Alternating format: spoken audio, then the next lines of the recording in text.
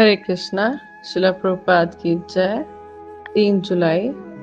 जो अपने अंतःकरण में सदैव श्री कृष्ण को धारण करता है वे कहीं भी जा सकता है और उस स्थान को पवित्र तीर्थ स्थान में परिवर्तित कर सकता है।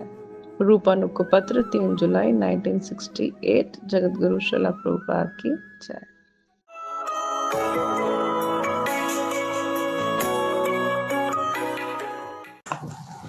अहवतो महत्वापम कर्तुम बभूषिताभ्यम जदराज्य सुख लोभीन अंतुम सजनम उद्धता.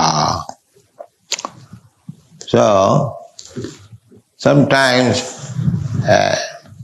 Arjuna is accused, Bhagavad Gita is also accused that there is violence. There is violence. Bhagavad Gita is full of violence. Yes, it is full of violence, the war field, but here the Vaishnava thinking, Arjuna is thinking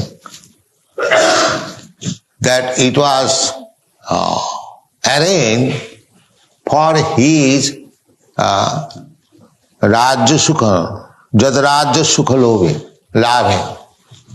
It was arranged for the satisfaction of Arjuna so that he could enjoy the kingdom and the happiness thereof. Actually, it was not so.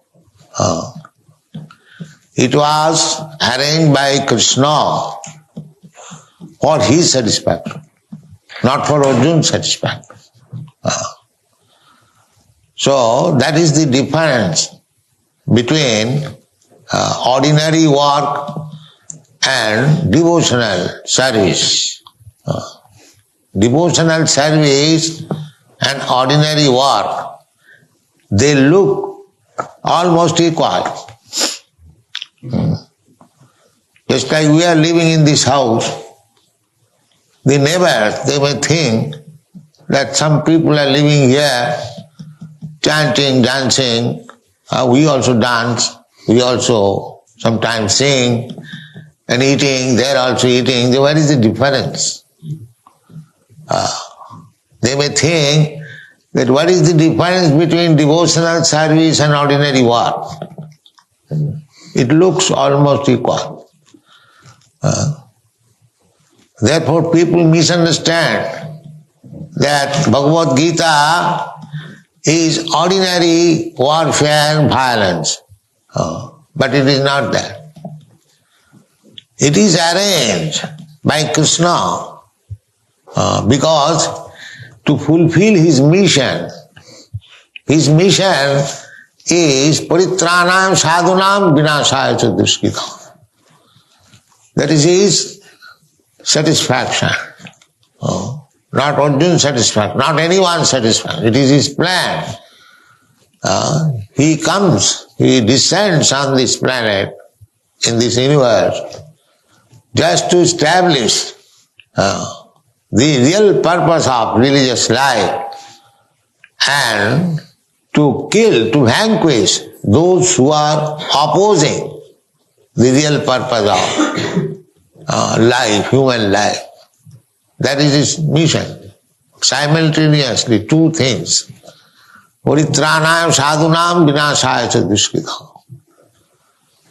So, sajanam ahovato mahatpapam kartum babushitabhyam jadrajya sukhalevana hantam sajanam uddhata. Sajanam means kinsman.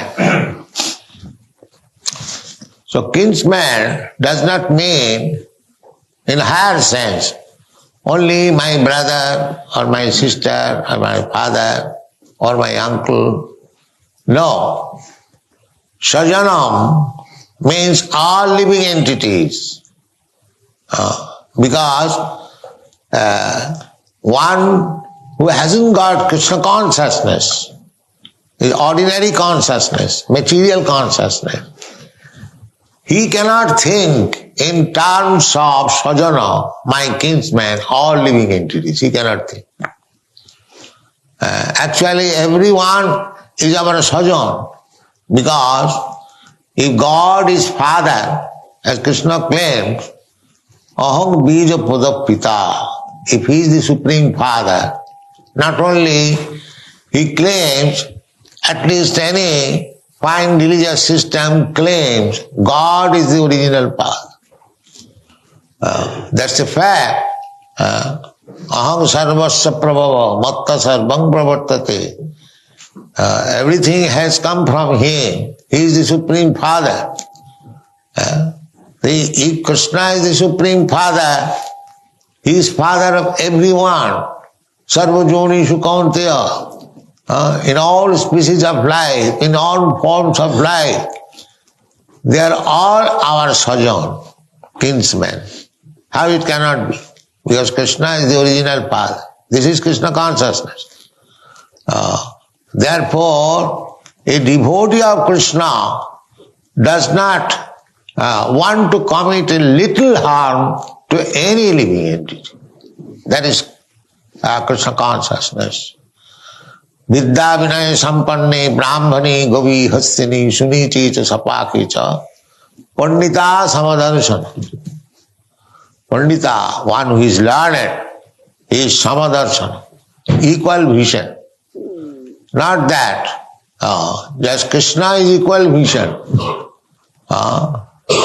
That picture, Krishna is embracing the cup. He is not only embracing the gopis, but he is embracing the cup also, cows also. Samadarshana. For Krishna, the gopis, the cup, and the cows, or anyone in Vrindavan who has come to serve him, they are all equal to him. Somebody wants to serve Krishna as calf, somebody wants to serve Krishna as cow, somebody wants to serve Krishna as gopi, somebody wants to serve Krishna as cowherd boy, somebody wants to serve Krishna as his father, somebody wants to serve Krishna as his mother. These are the different mellows, different taste. Every living entity has got his own taste, how to love Krishna. But the central point is to love Krishna. Krishna also reciprocates. He has no discrimination that here is Gopi, beautiful girl, therefore I shall love her more than the calf. No, Krishna is not so partial. Similarly, Krishna's devotees also, because he has Krishna consciousness, means he has got now in minute quantity Krishna's quality.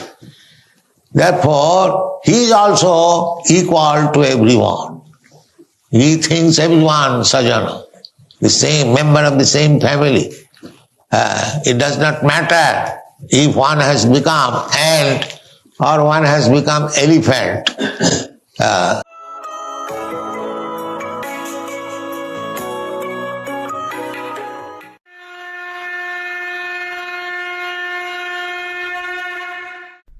हरे कृष्ण। भगवद गीता अध्याय 2 श्लोक संख्या 32। यदृच्छया चोपपन्नम स्वर्गद्वारम अपावृतम सुखिनः क्षत्रिया पार्थ लभन्ते युद्धम ईदृशम। हे पार्थ, वे क्षत्रिय सुखी हैं जिन्हें ऐसे युद्ध का अवसर अपने आप प्राप्त होता है, जिससे उनके लिए स्वर्गलोक के द्वार खुल जाते हैं। देखिए, भगवान यहाँ पे कर्म की बात ज्यादा कर रहे हैं। पिछले श्लोक से हमने देखा कि कर्म की बात कर रहे हैं, स्वधर्म की बात किया भगवान ने कि हमारा धर्म क्या है, हमारा कर्म क्या है। तो ब्राह्मण के कर्म हम आगे जब 18वें अध्याय में जाएंगे भगवद गीता के, तो वहां पे ब्राह्मण का धर्म, क्षत्रिय का धर्म, वैश्य का धर्म और शूद्र का धर्म, सबका धर्म डिफाइंड है। लोग पूछते हैं हमको क्या करना है, कैसे पता पड़ेगा? सब भगवत गीता में ज्ञान दिया हुआ है। और भगवान कहते हैं कि अर्जुन, यदृच्छया, ये तो अपने आप आया है। तुम युद्ध नहीं करना चाहते थे, तुम युद्ध को नहीं ढूंढ रहे, ये युद्ध तुम्हारे पास अपने आप आया है। यदृच्छया, भगवान एक श्लोक में गीता में कह रहे, यदृच्छया लाभ संतुष्टो, अपने आप जो लाभ आता है हमारे जीवन में उसमें संतुष्ट रहना चाहिए, उसी में हमको आनंद मिलेगा। तो ये यदृच्छया मतलब अपने आप तुमको क्या आ रहा है, ये मौका आ रहा है जो क्षत्रिय ढूंढते हैं। बचपन से अर्जुन तुम धनुष और बाण से खेले हो, तुम्हारे पिता तुम्हारे दादा सब क्षत्रिय रहे, जंगल में जाके तुमने प्रैक्टिस भी किया, तुम परफेक्ट हो गए। तुमने द्रोणाचार्य से ये धनुर्विद्या में ऐसी महारत हासिल की, फिर तुमने शिवजी को परास्त किया और वहां से पशुपात अस्त्र प्राप्त किया, फिर तुमने इंद्र को प्रसन्न किया, वहां से देवी अस्त्र लेके आए। इतना कुछ किया है अर्जुन, किस लिए? युद्ध के लिए ना। ऐसा थोड़ी ना अर्जुन अब प्लास्टिक का धनुष बाण लेके बच्चे लेके घूमते तो लेके घूमता था, वो दिखाने का नहीं था, वो लड़ने के लिए। तो जीवन भर जब जिसका तैयारी किए, जो अन्याय होता रहा, वो मौका आया है सामने, और इससे तुम्हें यश मिलेगा। योद्धा के रूप में तुम उभर के आओगे, चाहे तुम जीतो चाहे हारो, यश तो हारने वाले को भी मिलता है। भीष्म पितामह हार गए, लेकिन यश है कि नहीं उनका? तो यश मिलेगा। अगर जीत गए तो पृथ्वी मिलेगी, अगर हार गए तो स्वर्ग मिलेगा। तो हर तरफ से तो तुम्हारा फायदा है। अपने धर्म करने से कभी किसी का नुकसान नहीं हुआ। कल भी भगवान यही श्लोक में कह रहे थे, पिछले श्लोक में यही भगवान कह रहे थे कि धर्म करने से सिर्फ फायदा होता है, व्यक्ति जो है वो ऊपर बढ़ता है, नीचे नहीं जाता। अधर्म करने से या धर्म नहीं करने से नीचे जाता है, धर्म करने वाला ऊपर जाता है। तुम क्षत्रिय हो अर्जुन, तुम्हारा धर्म है युद्ध करना, और ये मौका तुम्हें सामने से आ रहा है। दुर्योधन बुद्धू है, वो तुमको मौका दे रहा है, तो ले लो और हीरो बन जाओ। और रही बात कि हिंसा की, तो ये हिंसा नहीं। देखिए, लॉ एंड ऑर्डर मेंटेन करने के लिए, जैसे एक देश में, अगर एक देश में कई बार सिविल वॉर हो जाते हैं, ऐसे इतिहास में बहुत हुए, सिविल वॉर हो गए, या मान लीजिए कोई आतंकवादी घुस आया, तो अगर आतंकवादी घुस आया और बंदूक लिए अंधाधुंध गोलियां चला रहा है, फायरिंग कर रहा है, तो उसको रोकने का क्या तरीका है? उसको प्रेम से समझाएंगे कि देखो भैया क्यों मार रहे हो, ये समझाने का टाइम नहीं है। उसको शांत करने के लिए हिंसा का प्रयोग करना पड़ेगा, और वो सही है, नहीं तो इतने लोगों की जान चली जाएगी। इसीलिए तो इतनी हर देश की अपनी अपनी आर्मी, नेवी, एयरफोर्स सब तैनात होते हैं, इसीलिए ना कि बाहर का और अंदर पुलिस रहती है, कि ये जो है, जो लॉ एंड ऑर्डर है समाज में, वो मेंटेन रहे। पराशर मुनि इस पे एक पराशर स्मृति में एक श्लोक कहते हैं, क्षत्रियो ही प्रजा रक्षन् शस्त्रपाणि प्रदंदयन् निरुज्जित्य परस्यन्यादि क्षितिम धर्मेण पालयेत्। पराशर मुनि कहते हैं, जो व्यासदेव के पिता हैं, कहते हैं क्षत्रिय का धर्म है, जब हानि हो रही हो दूसरे की, दूसरे के साथ अन्याय हो रहा हो, तो जो अन्याय करने वाला उसको रोका जाए। यही अर्जुन का पुत्र अभिमन्यु और अभिमन्यु का पुत्र हुए परीक्षित महाराज। परीक्षित महाराज जा रहे थे एक बार, पूरा पृथ्वी उनका है, तो अपने राज्य में वो भ्रमण पे थे कि सब कुछ ठीक चल रहा है कि नहीं चल रहा है। तो उन्होंने देखा एक काला आदमी, पूरा काला, राजा का वेश पहना था लेकिन पूरा काला था, और गाय और बैल को मार रहा था और बैल के 3 पैर तोड़ भी दिए थे और दोनों गाय और बैल रो रहे थे। तुरंत परीक्षित महाराज ने अपनी तलवार उठा ली और उस व्यक्ति से कहा, तुम दिखते तो राजा जैसे हो, वेश तुम्हारा राजा का है, लेकिन तुम हो शूद्र से भी गए भी थे। वो कली पुरुष था। तो परीक्षित महाराज ने कहा, अभी तुम्हारा सर जो है धड़ से अलग कर दूंगा, क्योंकि तुम ये अन्याय कर रहे हो। ये क्षत्रिय का धर्म होता है, ना कि परीक्षित महाराज देखे ठीक है हमको क्या करना और निकल जाए, मैं क्या कर सकता हूं। नहीं, क्षत्रिय मतलब कर सकते हो, तभी तो आप राजा बने हो। ईश्वरीय भाव क्षत्रिय में होता है, हिम्मत होती है उसमें। तो अगर अन्याय करने वालों को, जो आतताई हैं, उनको रोकने के लिए हिंसा करनी पड़े तो वो गलत नहीं है, वो धर्म है। और इसीलिए अर्जुन ये धर्म युद्ध कहलाता है। एक तो भगवान करा रहे हैं इसको, दूसरा धर्म और अधर्म का युद्ध है। और अर्जुन तुम तो धर्म के साथ हो, तुम युद्ध करोगे, वो जो मारे जाएंगे अधर्म का साथ देने वाले, धर्म की स्थापना होगी। ये धर्म युद्ध है, इसमें दोनों का फायदा होगा। और जो जन सामान्य है, जो पब्लिक है, उनको भी अधर्म से बचाव किया जा सकता है, क्योंकि अगर राजा अधर्मी होगा तो सब अधर्म करने लगेंगे। इसीलिए राजा कैसा होना चाहिए? धर्मराज, जो धर्म को पालन करे, क्योंकि राजा मतलब जो भगवान का प्रतिनिधि है। इस पृथ्वी पे भगवान का प्रतिनिधि है।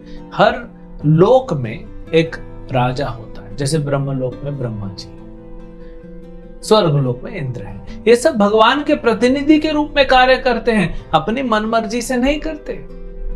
जैसे कंपनी के ऑफिसेस होते हैं पूरे दुनिया में, तो उस ऑफिस का ब्रांच मैनेजर होता है, लेकिन वो ब्रांच मैनेजर वही करता है जो हेड ऑफिस से इंस्ट्रक्शन आता है, अपनी मर्जी से नहीं करता। तो ऐसे ही ये सारे जो राजा है अलग अलग लोगों के, तो अर्जुन तुम राजा हो, इसलिए तुम्हें युद्ध करना पड़ेगा। क्योंकि ये मत सोचो कि हिंसा करने से नुकसान होगा या हिंसा नहीं करनी चाहिए। हिंसा नहीं करना एक हिंसा हो जाएगी, क्योंकि सामने जो खड़े हैं वो आतताई हैं, वो अधर्म का सपोर्ट करने वाले हैं। इसलिए तुम्हें मौका मिल रहा है, इस मौके को छोड़ो मत और अपना यश और अपना जो है आगे का मार्ग सशक्त करो। भगवान कह रहे हैं उनके लिए तो स्वर्ग के द्वार खुले हैं, तो तुम तो आगे बढ़ो, युद्ध करो, और उसका परिणाम भी होगा कि तुम और आगे बढ़ते जाओगे। हरे कृष्ण।